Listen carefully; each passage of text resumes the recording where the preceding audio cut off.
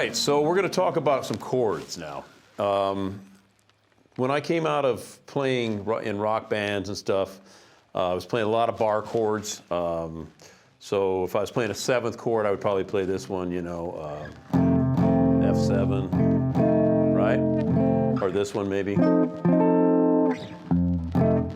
And if I played a minor, I might play like that one or this one. Right? Those bar chords, as we call those. As we've said before, chords played in bars. No. Just kidding. When I started playing jazz, I really wasn't sure how to, you know, play some of these jazz chords, and I was inspired by books like Mickey Baker's jazz guitar chord book, and I watched how they played these what we call 2-5-1 progressions. Now, don't get nervous about some of these, the technical stuff. It basically just means 1 is the key you're in. So say we're in the key of B flat, that's 1. And if we talk about, if we go up the B flat scale, right? So if say we're in B flat and we play a B flat major scale. Or, right? So if we count those numbers, we go 1, 2, so there's your 2, 3, 4, 5, and there's your 5. So you got 2, 5, 1. It's just that cadence. This is all over the place in jazz music, this 2-5-1. So if we can learn some basic 2-5-1 kind of jazz chords, hipper jazz chords, this is going to be stuff that we can use all throughout learning all these different tunes. I call these,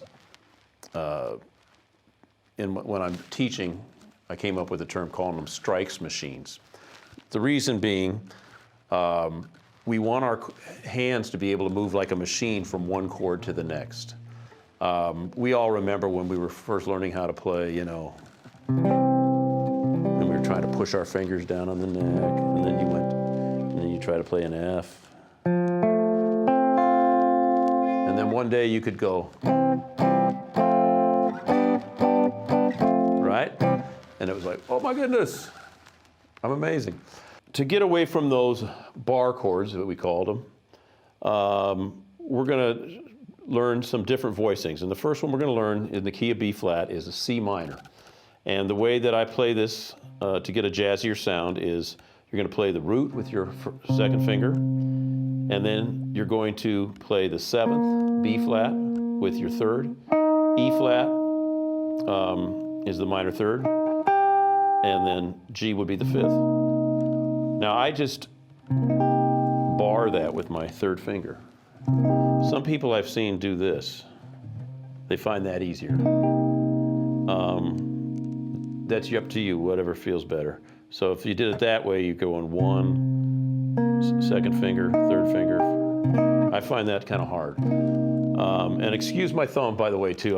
I use my thumb for a lot of chords, and technically that's wrong, but it's on my hand, so I end up using it a lot. More on that later. So if the first chord in this 2-5 would be C minor, and then the next chord is the 5 chord, F9. And you have that nice same note on top, that G. And the F9 I play with my 2nd finger, 1st finger on the 3rd, A, 7th with my 3rd finger, which is E flat, and the top note is a G. That's the 9. So we could just practice this. Going back and forth.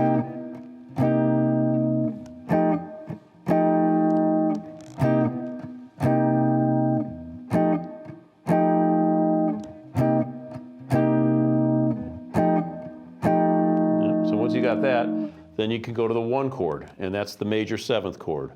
So the way that I play this one is on the root with my 1st finger, the major 7th. You notice on these, by the way, that we're skipping the A string on these chords that are built off the root on the E string. it gets muted with your second finger there. Same thing on this major 7th chord. And we're not using the 5th. The 5th seems to, you know, you could play it like that. But this is the chord. So first, the root there, 3rd finger on an A, which is the major 7th. Little finger on the 3rd, which is a D. And the 5th is up there with your 2nd finger. So we could practice this. 1, 2, 3, 4.